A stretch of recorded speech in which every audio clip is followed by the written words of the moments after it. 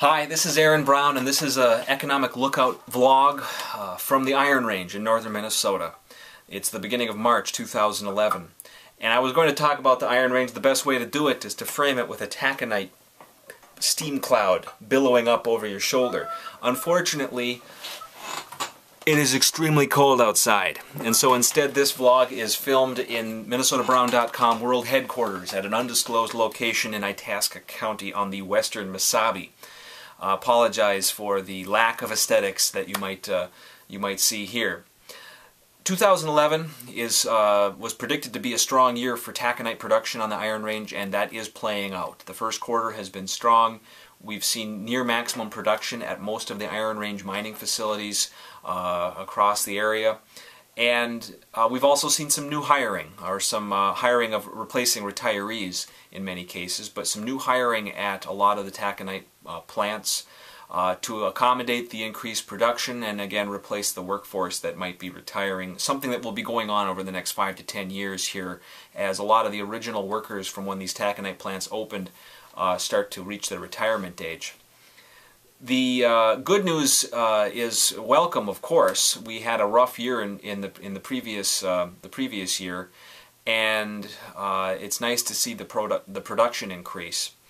We also have hope of other kinds of mining jobs. A lot of the jobs you might hear about in the news, whether it's the copper-nickel mining jobs on the Eastern Range, or the SR facility near Nashwauk, or the expansion at Keewatin Taconite nearby Keewatin. And those are all in varying states of progress with their permitting and financing.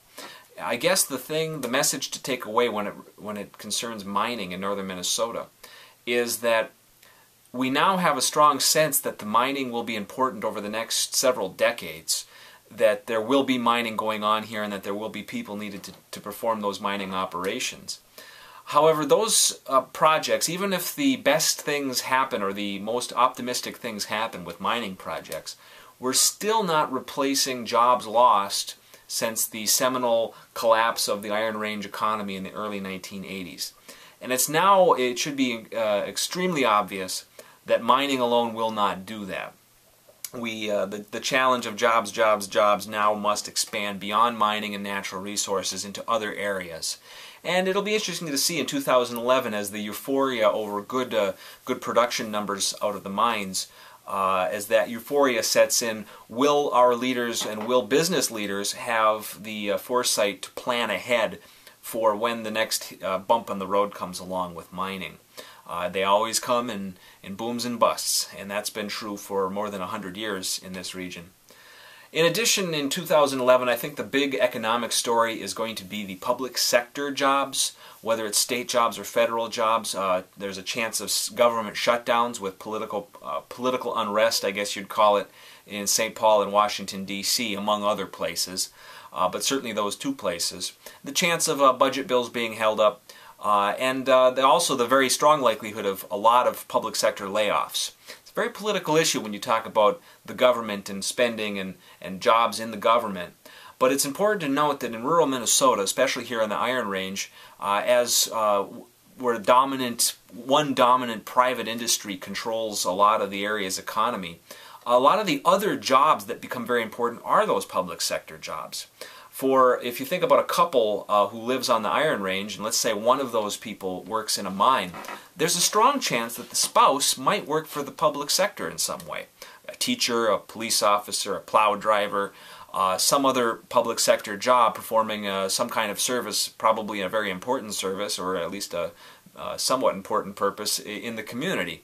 And those jobs are in jeopardy for one reason or another.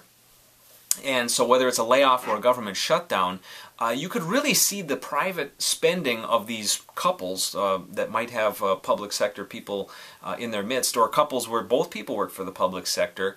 You could see a lot of retail spending go down in a place like this if there were a government shutdown. Something to look out for in 2011. The implications would be quite deep, perhaps deeper here than in other parts of the state. Something I'm looking for, and not just because I'm a public sector worker myself, but because I know a lot of people would be affected by something like that. That's the kind of things we're looking for here in 2011. It'll be an exciting year. They're always exciting. There's always a story on the Iron Range, and we'll be keeping an eye on it. Thanks for watching.